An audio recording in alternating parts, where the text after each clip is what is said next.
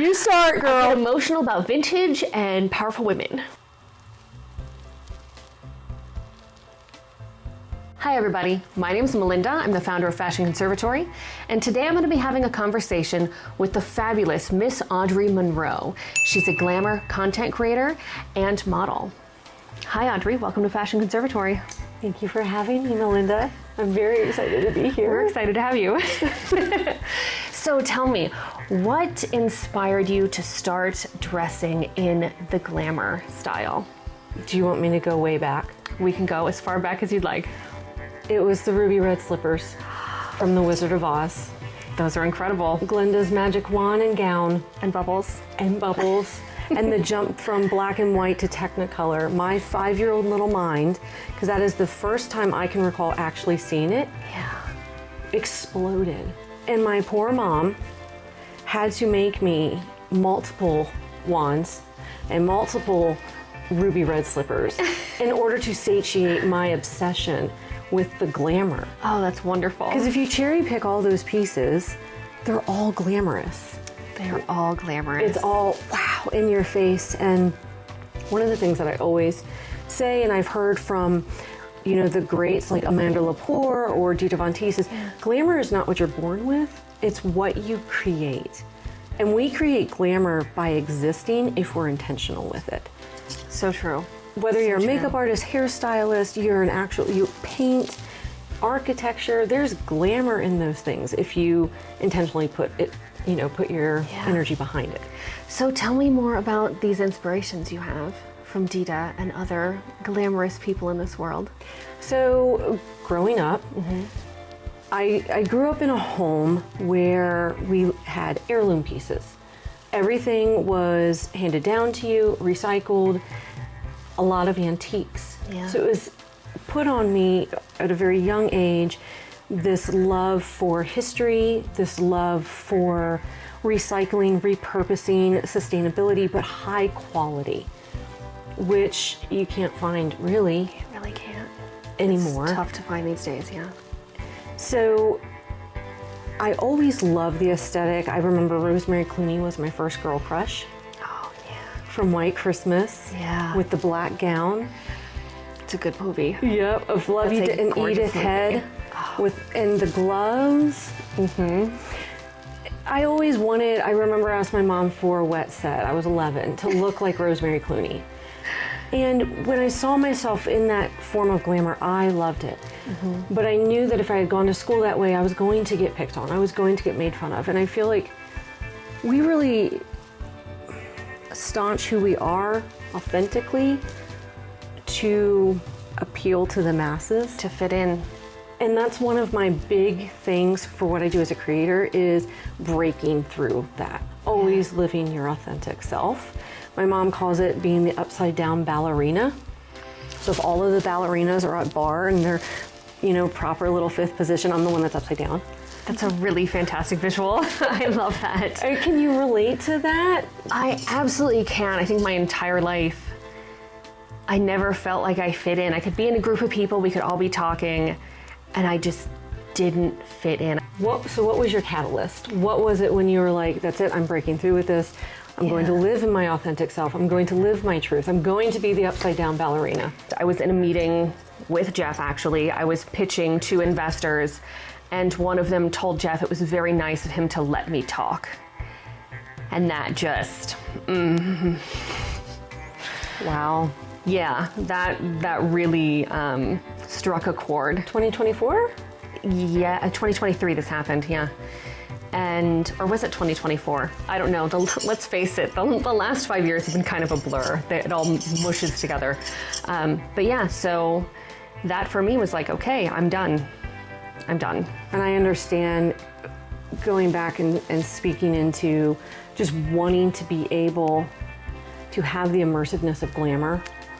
I've always been a creative, whether it was drawing, sewing, building, because I used to make I just found these. Literally this week, I made doll clothes. I hand sewed my own doll clothes. And you have them after all this time? And I have them. Oh, that's incredible. I'd love to see those. You'll have to send me pictures. Okay. Yeah. I mean, they're just itty bitty little things that it was like, and I put little snaps on them. So I was just highly imaginative, and in 2018, I had read Dita Von Teese's book, because you're asking about the powerful women who've inspired me. And I went to her burlesque show. She came to Atlanta, Georgia. Yeah. I had dressed up, I had my red lipstick on. I had pieces of my glamour, pieces of what I felt was glamorous with a little vintage nod, but it wasn't full dive. I wasn't fully in yet. Yeah. And after I met her, and there was no exchange of me asking her for advice or anything. In fact, we talked about her cat, because unfortunately she just lost her cat. Oh no. And I left, and I just was like, you know what? If someone like Dita can do this, someone like Mae West could start their career at 40. And you can look through history and you can see this Katharine Hepburn, these powerful women. I was like, I can do it too. Yeah. And I just decided enough. And that's my word for the year, is enough. I'm going to do this. If it puts me out, I'm already out, right? I'm already odds to people. Might as well do it with joy in my heart and love who I am. And that's where pieces like this came from, where I was like, it's time. And so my dear friend Uli, who is very close, she's another... I can't wait to talk about her, by the way. She's another powerful inspiration. I try to bring Uli with me wherever I go. Like this brooch she gave me for my birthday, and this clutch I got from her. It's a Whiting and Davis. These are sentimental milestones for me. That's what vintage is. It's already had a journey, and you are continuing the journey. You are continuing the journey of everything that's in here for somebody else to find their authentic self with, that it's special and precious to them. That's something that actually really inspires me. Like, as a kid, I didn't have a Dita out there to show that, like, being different is powerful. And I feel like we have so much more of that today. So I hope it inspires young people to step out of the cookie cutter and to be their authentic selves. Because as a young person, I don't know about you, but I didn't have that. Growing up, it was, for me, it was all the stars that I saw. Yeah. On the big screen. Rosemary Clooney, and then Elizabeth Taylor, and Audrey Hepburn, Lana Turner, and then there was Marilyn, Betty Grable, Rita Hayworth. I mean, I could just name all of these women. And if you read about the history of these women and what they had to face in the chauvinistic, sexist times of the 30s, 40s, 50s, even in the 60s too, even now, they were more powerful than what history tells. That's true. So that was as a child, that was really what I had. And I got to see that ambitious woman who had gumption. And so for me now, as a content creator, what I want to remind people, regardless of your style, regardless of what you love, let them wear the beige. You go sparkle. You just go sparkle. I love that. You focus on that and you love who you are, it doesn't matter.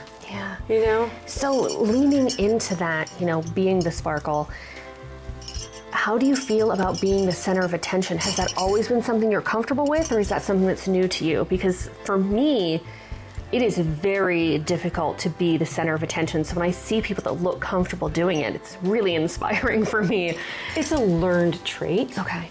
I was not born that way. Yeah. I was an extroverted, happy, bubbly child in my comfort circle.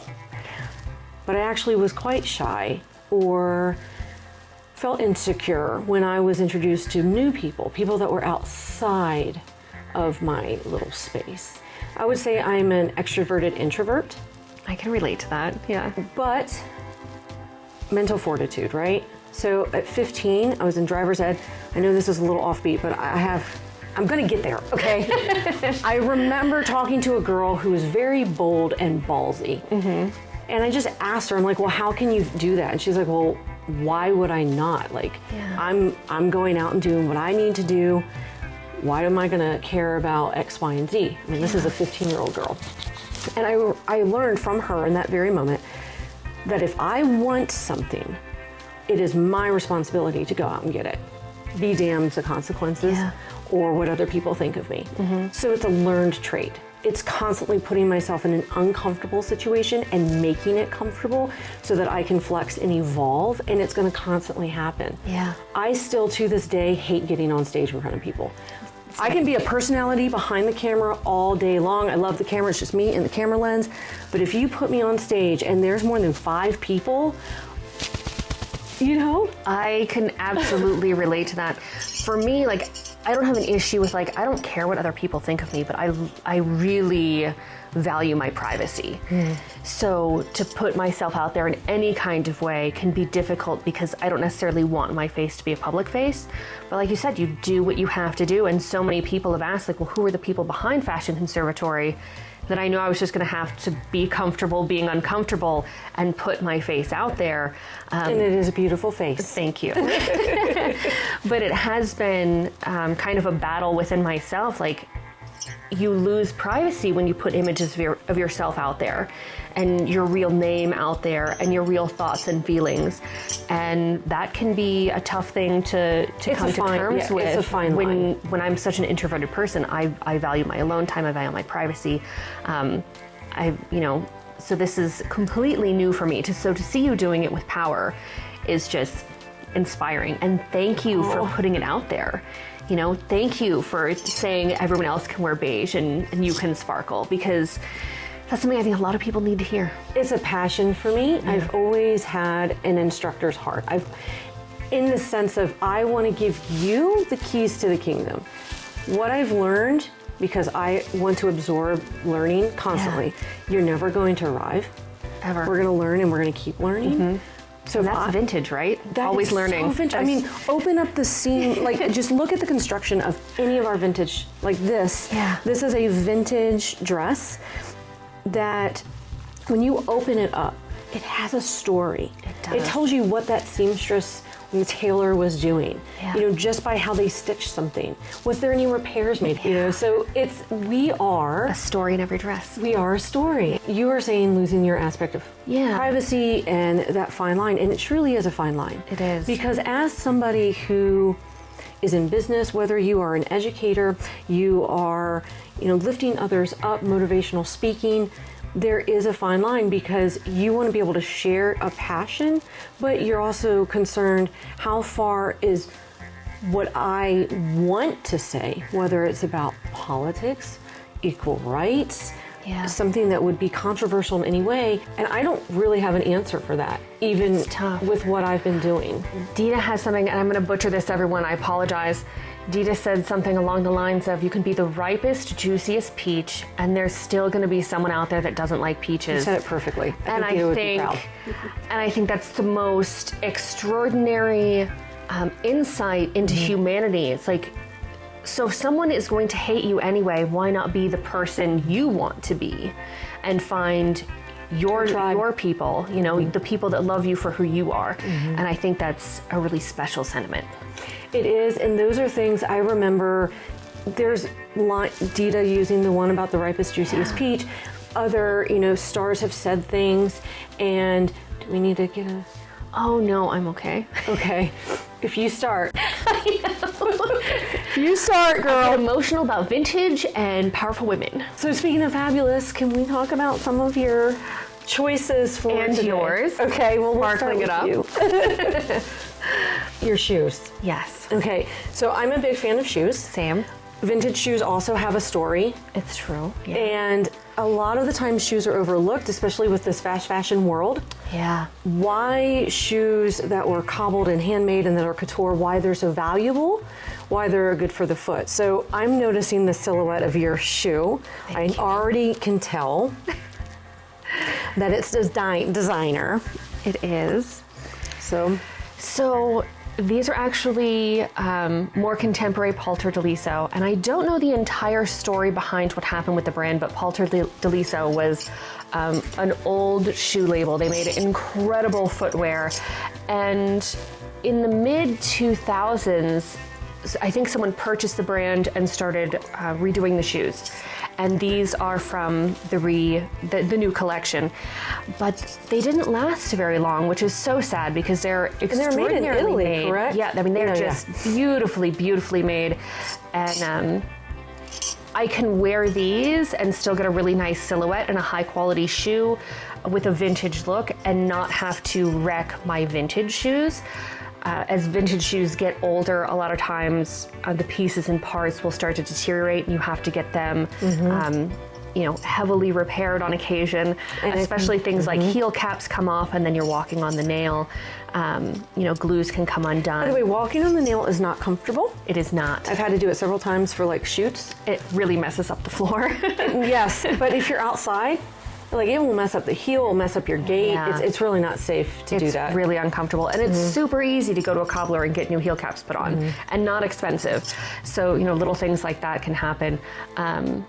But also just like heavily using some of my higher end vintage shoes, it's just not worth it to me. I'd rather wear them for special occasions and for everyday use, because they are getting harder and harder to find. The eras that I like are getting harder and harder to find. A lot of people too, modern day cobblers, if they don't have the skill set, they won't know how to repair them or where to even source some materials for them. Yeah. So it can be difficult. They do remind me of Ferragamos. Am I saying that properly? Yes. The ones that Marilyn used to wear. Oh, They just have a similar silhouette. I really love the heel. The heel Yes. is so slim.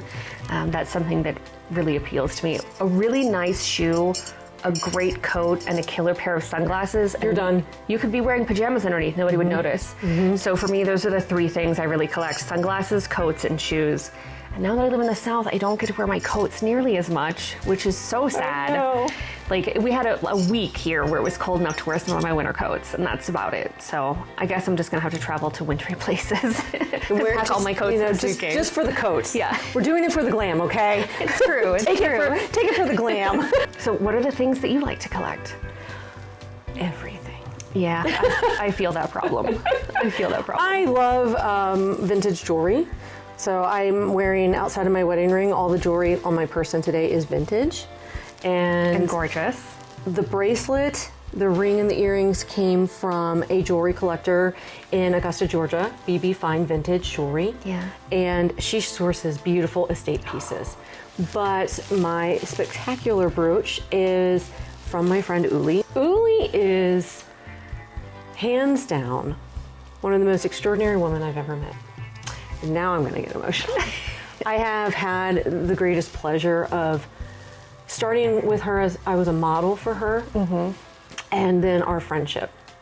And it's precious to me, and it's very special. I've learned more about vintage and the history of it from her and my friend Peter than anyone else, because they were able to basically help mold me and shape me. And because I was a sponge constantly absorbing, they were able to just throw knowledge at me. And I'm like, oh, what about this? And what about I couldn't learn enough. Oh, that's extraordinary. I'm so glad you had those people to show you. If I ever was to accept an Oscar, I'd be like, I want to thank Uli Bricker. That is my first person I would like to thank. And so Uli owned a vintage store. And you were talking about where I sourced all my vintage first. And it was through Uli. I was able to find and there are pieces I have that maybe I'm not fitting into, but I can't get rid of because it has a sentimental value to me. Oh, and I have a few of those. Yeah, it came from her store. Yeah. And when I come here and I'm here with you at Fashion Conservatory, there's a piece of that first time that I had with Uli here. It's here. That is so sweet of you to say. Thank you. And because I know how much she means to you. Oh, yes, she does. And I'm gonna, like I said, I'm gonna try not to get emotional while I talk about my friend. It's hard. And she has sold her store, but I took home beautiful pieces that I have. Some of them are hers, and that means more to me than just having a vintage piece, because I believe in energy and our intentions. And so when I have a piece like this is from her personal collection, not only am I looking at it as something beautiful and glamorous, but it was hers. And because of that synergy there, it creates a very sentimental attachment. It really, and I think that's something that a lot of vintage enthusiasts experience. Certain pieces have a really high level of emotional and sentimental connection and attachment. For me, because we sell vintage, of course, we have cleaned out a lot of estates and been to a lot of estate sales and things. And every now and again, I'll come across a person who may still be with us, may not be, who I really attach to. And one of those people, her name was Sally. And Sally. Sally, we're gonna talk about Sally Please, for a second. let's talk about Sally. So, Sally and her mother both kept a lot of their fashions and items. So we got things packed up from Sally and her mother that were packed in all the way back to the 30s. Some things dead stock still in package. And Sally she'd find a dress she loved, and she would buy it in 3 different colorways and in 3 different sizes. And she kept everything perfectly packed and neat and beautiful. And on a lot of her casual wear, she'd have her name embroidered on it. Wow. And I just felt this connection to Sally, another woman out there that would buy multiples of the same thing because she knew she was going to lose or gain weight, and she was still going to want to wear this dress that she loved so much.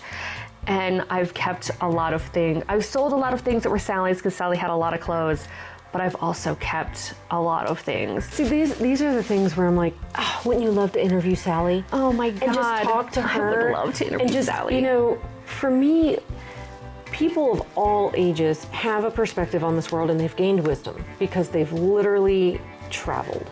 Yeah. You know, they've got grass under their feet. And all of the vintage that's here, it's all traveled. It has There's all been traveled. a body inside of it. You know, who wore this dress before me? And where? And where did they wear it? Were they on stage? Was it handmade for them? What kind of shoes did she have? What jewelry was she wearing? Right. Like, and how much like you was she? I mean, you obviously had the same style in some sense. Right. You know, and it's such a cool feeling. It really, it Being is. like connected to this other woman across time. And you cannot get that with any modern day fashion. You can't. You just can't, especially fast fashion. The clothing is still here. That, first of all, speaks to the craftsmanship for that particular garment. It does. How it was made, what it was made from. And it is an investment. One of the things that I've heard recently, and I'd love for you to speak into this because I think it's very important. People have forgotten how expensive clothes were supposed to be. Oh yeah, Clothes definitely. have never been a cheap investment. They have not. Historically, and it's only within like the 2000s with this boom of fast fashion that clothes started to become cheap. Otherwise, they were an investment. That's why women of middle class did not have 8 dresses in their closet. Maybe they had only 5 good ones. Yeah. You know, to have more than that, you were of a different status because clothes were made for you. Clothes were made of high materials.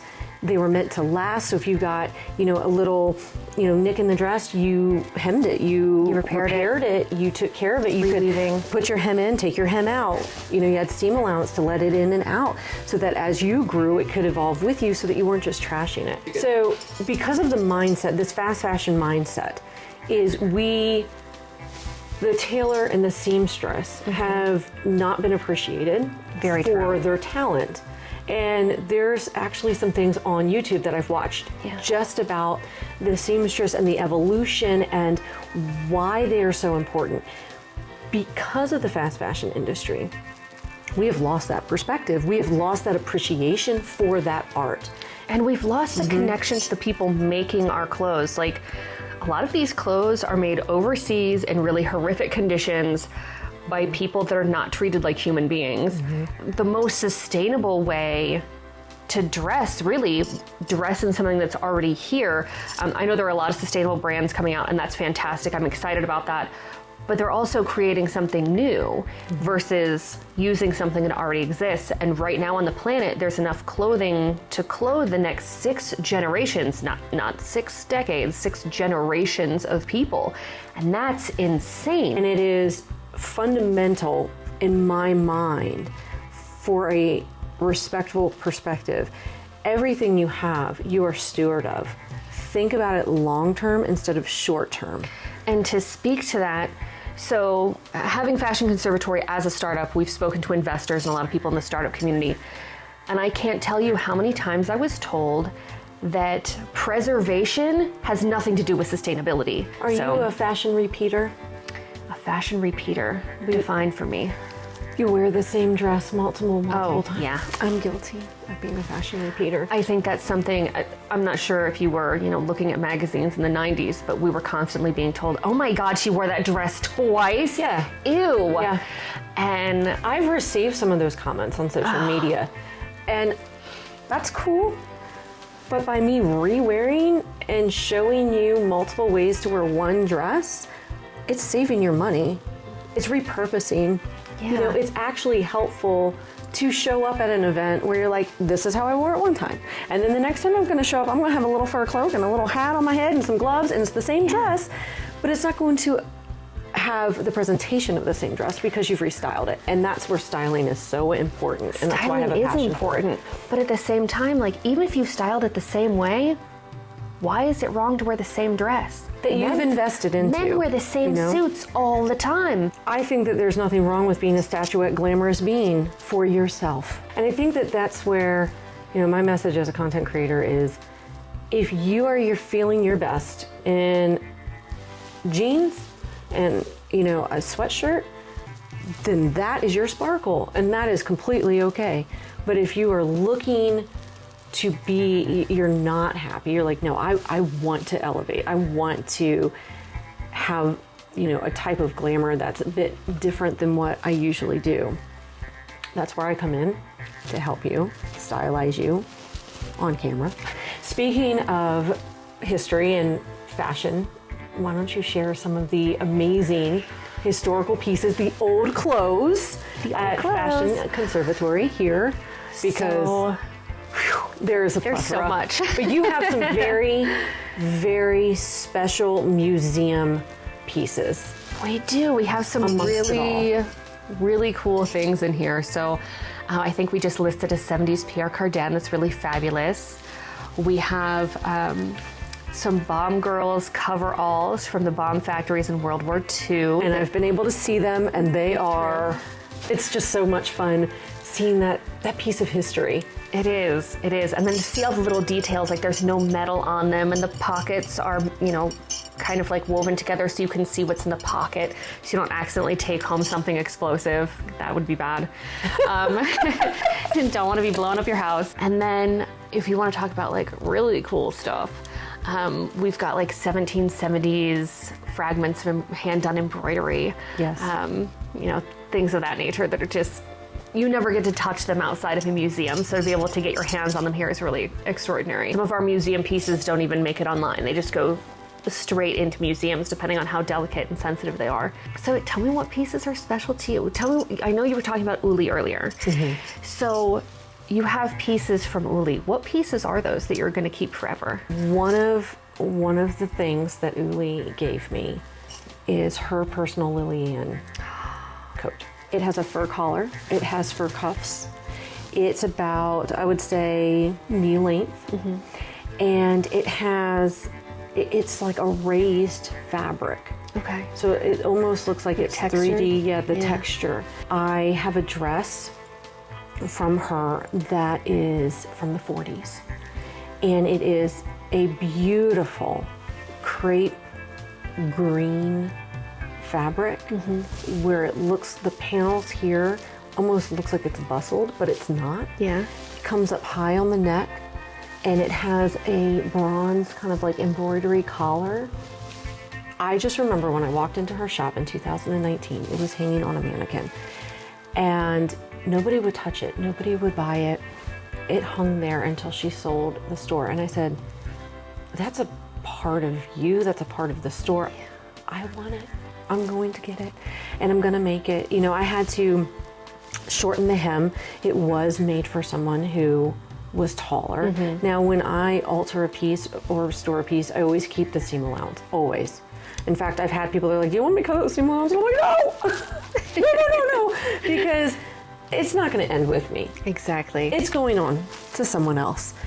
And you might be taller than 5'2.5".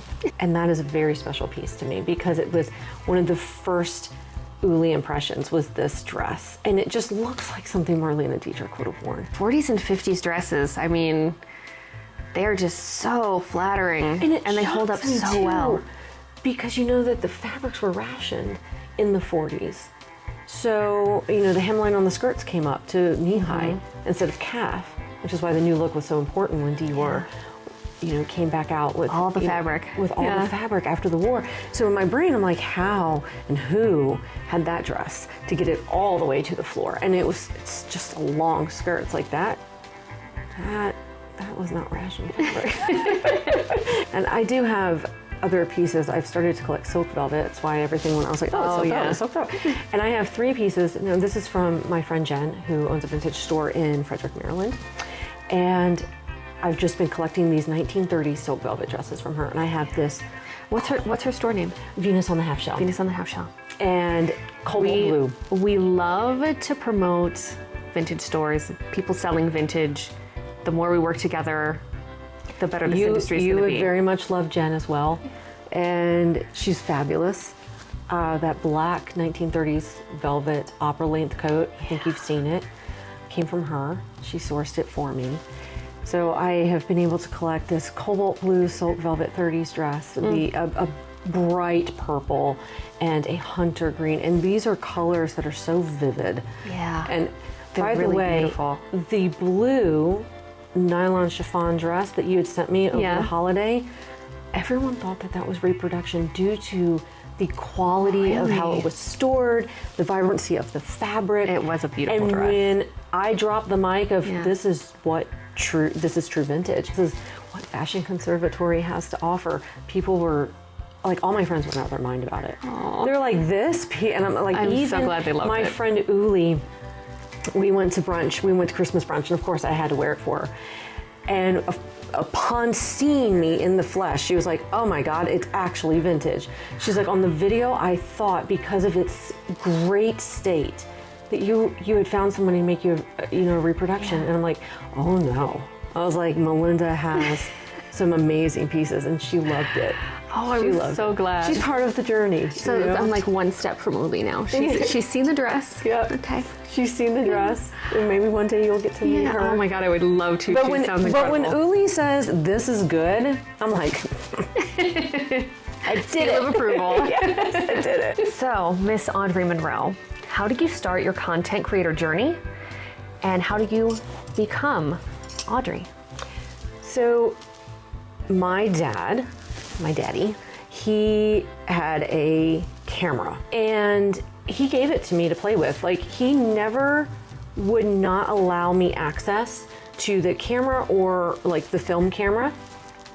And I would just start recording little videos. So I feel like I've always been a content creator because I was making videos about, the clothes that I made for my dolls or the horses that I had. Oh my gosh, that's so cute. All these little things. And I would bring my brother and my sister into it. And as that evolved, YouTube opened up, so I started doing things on YouTube. Well, in 2019, it was about the beginning of it. Maybe we were into the year a little bit. I told Evan, I was like, it's time for me to really dive into social media. It's so funny because it was very a hard shift for those who were photographers and they were only doing photography to shift into this video. Mm-hmm. But for me, it was like, I got video. I can do videos. And that's really where my brand started. Audrey Monroe became the brand. And I started realizing, because I am a licensed esthetician, so I have a beauty background, and I've been doing that, for 20 years, that I can bring that also into this sphere and help other women hopefully be that bridge of stylizing you through these videos. Why do I need to wear this type of shapewear? Why was this paired with this? You don't have to just wear all 30s. You can take a piece of the 30s and the 40s and the 50s and the 60s and make something that is you and you feel empowered in and confident in and you're sparkling in. And that's where I want to be that almost like third party, that middleman for you. That's my favorite way to wear vintage is just mix it in with I want to stylize you in glamour using vintage and glamorous fashions. Some of that's going to be vintage reproduction and some of it's going to be true vintage. Yeah. And I want to show you how to do it every day. So there is definitely, the hyper glamorous vintage, and there's also the everyday casual vintage.